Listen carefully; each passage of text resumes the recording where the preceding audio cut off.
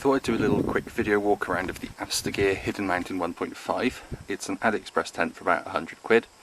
Gareth, I think it was Gareth, posted a link to it about a month ago, but no one's really bought it or reviewed it, so I thought I'd be the first in case anyone else is interested. I started with well, I've had other tents like Vango's before, but I thought I was going to get a nice lightweight tent in the laser competition 1, and it was.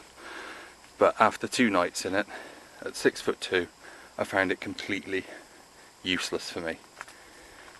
During the summer months, it was basically just a glorified bivvy, and in the winter months I would have had to take a tarp in order to give me any sort of living room when it's raining. I looked at the Lanshans, but what I noticed was whilst people said they hold up to wind, it was quite flappy in a lot of the pictures and videos, and I just don't sleep in flappy tents. So what attracted me to this one is, yes, you've got the trekking pole at one end, but you've also got the tunnel tent sort of hoop at the other end, giving it some stability. The first thing, it only comes in white. So with the national parks being cautious of wild camping at the moment, I don't know if that's something for others to factor in. But it's not like it's a vibrant luminous white either. It's sort of that sil nylon, so you know, it's kind of half translucent, and it's not, you know, when it goes dark it's not going to be lit up like neon. What I quite like is all the toggles, all the peg points on the outside have these little types of tensioners, which I prefer over the elasticated hoops, because you can get a loose pitch to begin with, get your stuff inside and then go around tensioning it really easily without having to move any of the pegs around. Next thing I notice is all the zips are two-way, which means that you can open them partially to vent the place. One thing about the zips though is where you would fold them back, you've got these little attachments, but it's quite high up, and so you get this thing of, even when you've rolled it up nicely, 10 minutes later you get that thing of it just sort of hanging down in your face. It'd be quite nice, and it would take 5 minutes to just sew another one onto there to hold it back properly. Quite like that because the trekking pole's at this end, you've got this extra vestibule.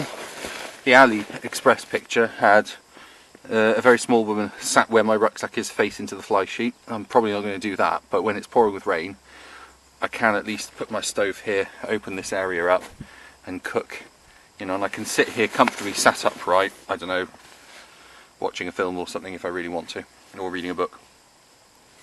So on the inside then, I'll just close the mesh off. I noticed that the mesh isn't the tautest I've had in a tent, but I reckon that I can probably tighten up some of these elastic hookup points myself, and just find a way of making it really nice and taut for those who like that.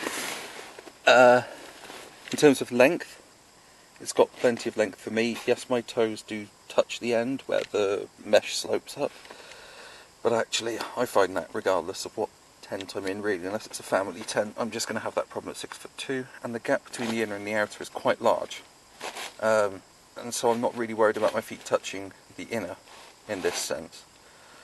At the head end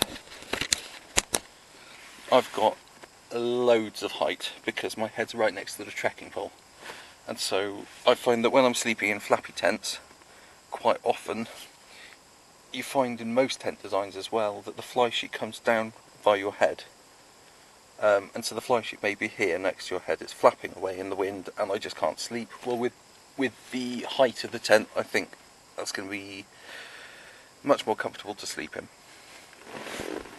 One of the things though I would like to do, and I think it would be good if they did this as a standard feature, is to separate, so where you have all the inners clipped into the fly sheet, just on this corner here, if you could sew a separate sort of cord, so you could hook the inner out separately, sort of like that.